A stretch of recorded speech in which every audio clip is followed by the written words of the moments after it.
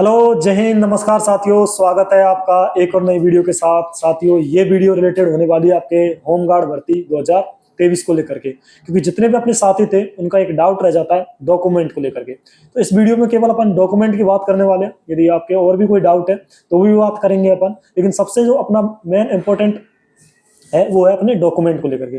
कौन कौन से डॉक्यूमेंट आपको फिजिकल के समय लेकर जाने हैं, क्योंकि यदि आप डॉक्यूमेंट नहीं ले जाते हो तो आपका फिजिकल का कोई वैल्यू नहीं रह जाती दोस्तों। तो ये बात आपके दिमाग में एक बार रख लो। अगर कोई डॉक्यूमेंट आपसे रह गया है तो वहां पर आपको देने कोई नहीं आएगा। आपको डॉक्यूमेंट पहले से तैयार करके रखने हैं। और ऐसे कौन कौन से डॉक्यूमेंट है जिनको आपको पहले से तैयार करना है, और कुछ डॉक्यूमेंट ऐसे भी है जिनको आपके एडमिट कार्ड आ जाएगा उसके बाद तैयार करवा सकते हो। तो सारी बातें इस वीडियो में करने वाले हैं। यदि आप वीडियो के अंत तक बन रहते हैं तो सारी बातें आपके समझ में आएगी दोस्तों। ठीक है, तो सबसे पहले बात करते हैं अपन राजस्थान होमगार्ड भर्ती 2023 फिजिकल के समय कौन कौन से डॉक्यूमेंट लेकर जाने। तो सबसे पहले नंबर पर आपके आते हैं जो शैक्षणिक योग्यता के प्रमाण पत्र होते हैं, जैसे कि आपकी 8th क्लास है, 10th क्लास है और 12th क्लास है, और आपकी ग्रेजुएशन यदि कर रखी है, कोई डिप्लोमा डिग्री कुछ भी कर रखी है, तो उनके जो भी प्रमाण पत्र आपको मिले हैं वो सारे लेकर जाने हैं। उससे क्या होता है दोस्तों, एक फायदा आपको हो जाता है। जैसे कोई 8th पास है, किसी ने ग्रेजुएशन कर रखी है, तो जिसने ग्रेजुएशन कर रखी है उसको अच्छी जगह पर लगाएंगे जॉब होने लगने के बाद, और जिसने केवल 8th पास कर रखी है उसको रोड वगैरह पे लगाते हैं। तो ये फर्क मिलता है। बाकी 8th क्लास तो इसमें एलिजिबिलिटी मांगी है। ठीक है, तो सबसे पहले बात करेंगे अपन जो 8वीं की मार्कशीट होती है वो कैसे चलती है। कुछ लोग बोलते हैं कि सर बोर्ड की मार्कशीट चलेगी या फिर जो स्कूल से प्राप्त की है वो भी चल जाती है। तो देखो दोस्तों, दोनों मार्कशीट चल जाती है। मैंने आपको स्क्रीन पर दिखा रखी है। इनमें से किसी भी प्रकार की मार्कशीट यदि आपके पास है, ठीक है, तो दोनों चल जाएगी। लेकिन ये होना चाहिए जिस टाइम आपने बिना बोर्ड वाली मार्कशीट प्राप्त किए उस समय बोर्ड एलिजिबल नहीं होना चाहिए था। ठीक है, बोर्ड की एग्जाम नहीं हुए थे उस टाइम तो आपके कोई भी दिक्कत नहीं आएगी। बाकी दोनों मार्कशीट चल जाएगी, ऐसी कोई प्रॉब्लम आने वाली है नहीं है। जैसे 10th क्लास की मार्कशीट है, यदि आपके पास पुरानी वाली जैसे इस प्रकार की आपको दिखा रखी है और ये दूसरी टाइप की आपको दिखा रखी है, दोनों में से किसी भी प्रकार की यदि आपके पास है तो भी आपको कोई प्रॉब्लम नहीं आएगी। दोनों आपकी वहां पर चल जाएगी दोस्तों। उसके बाद बात करें तो मूल निवास प्रमाण पत्र आपको चाहिए होता है, जो आपको स्क्रीन पर दिख रहा है। इस प्रकार का मूल निवास नहीं चलेगा जो कि पहले पिछले समय पर चलता था पुराने टाइम पर। अब अपने डिजिटल वाला चलता है जो इस प्रकार का होता है। मतलब आपके ये है कि ये आपको मूल निवास प्रमाण पत्र तो लेकर जाना ही पड़ेगा इसमें। ठीक है, वो अपना नोटिफिकेशन है उसमें साफ साफ लिखा है कि मूल निवास प्रमाण पत्र और जाति प्रमाण पत्र ये दोनों लेकर जाने। ठीक है, और मैंने आपको बता दिया है मूल निवास प्रमाण पत्र कैसा होना चाहिए। ये आपका डिजिटल वाला होना चाहिए, जो पुराने हाथों से बनाते थे वो आपके नहीं होना चाहिए। उसके बाद बात करें अपन आयु प्रमाण पत्र। आयु का क्या रहता है, यदि किसी के पास 10th की मार्कशीट नहीं है तो उसको आयु प्रमाण पत्र जैसे जन्म प्रमाण पत्र बनवाना पड़ता है। उसके लिए जैसे कोई भी अपन हॉस्पिटल वगैरह से बनवा सकते हैं।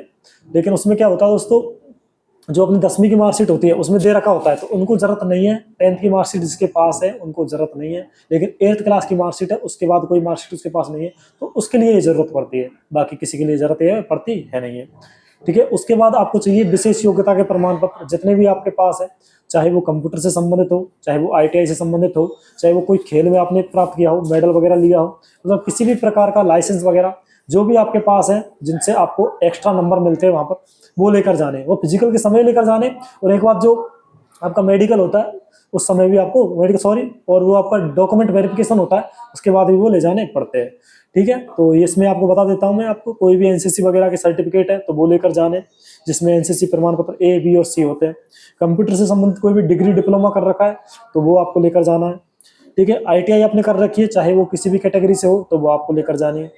खेलों में यदि आपने भाग लिया है तो कोई वहां पर मेडल वगैरह जीता है, ठीक है, तो उसका प्रमाण पत्र है वो आपको लेकर जाना है। और राष्ट्रीय पुरस्कार और राज्य पुरस्कार और तृतीय सोपान पुरस्कार ये अपने के पास किसी में से भी एक है या दो है तो ये सारे लेकर जाने। हालांकि आपके पास 20 से ज्यादा हो सकते हैं, लेकिन मैक्सिमम आपको 20 नंबर ही मिलेंगे। इससे ज्यादा आपके विशेष योग्यता में आपको नंबर नहीं मिलेंगे। ठीक है, उसके बाद लाइसेंस हो गया, मतलब ये कुछ डॉक्यूमेंट है जो आपको लेकर जाने वहां पर। उसके बाद आपके जाति प्रमाण पत्र है। जाति प्रमाण पत्र में भी वही है। यदि आप दो प्रकार के जाति प्रमाण पत्र होते हैं, यदि आप पुराना वाला ले जाते हो तो वहां पर आपके प्रॉब्लम का सामना करना पड़ सकता है। लेकिन यदि आप डिजिटल लेके जाते हो तो आपको कोई भी दिक्कत नहीं आएगी। तो आपको यही करना है, डिजिटल लेके जाना है। यदि अभी तक आपने नहीं बनवा रखा है तो एक बार बनवा लीजिएगा। ये लगभग 15 दिन में आ जाता है, 15 से कम दिन में भी आ जाता है कभी कभार, मैक्सिमम 15 दिन होते हैं इसके। तो 15 दिन में आ जाता है इजीली। तो एक बार आप डिजिटल वाला बनवा लीजिएगा दोस्तों। ठीक है, इसमें आपके अनुसूचित जाति जनजाति और MBC EWS से संबंधित जो भी आपके है वो बनवा लेना। उसके बाद बात करते हैं, यदि आप कोई शहरी या जनजाति से बिलोंग करते हो तो आपके वहाँ पर रहने का प्रमाण पत्र मांगा जाएगा। और यदि आप महिला कैटेगरी से बिलोंग करते हो, यदि आप विधवा हो तो आपको विधवा का आपका प्रमाण पत्र लेना पड़ेगा, जो कि डिवोर्स सर्टिफिकेट है वो आपको लेकर जाना पड़ेगा दोस्तों, ठीक है। उसके बाद बात करते हैं जो आपके भूतपूर्व सैनिक है, अपने फौजी भाई है, उनके लिए भी जो सेवानिवृत्ति का प्रमाण पत्र है वो लेकर जाना पड़ता है। जहाँ से उन्होंने सेवा दी है वो छोड़कर आए हैं, ठीक है, अपनी जॉब करके आए पूरी, तो वो प्रमाण पत्र उनको देना पड़ता है।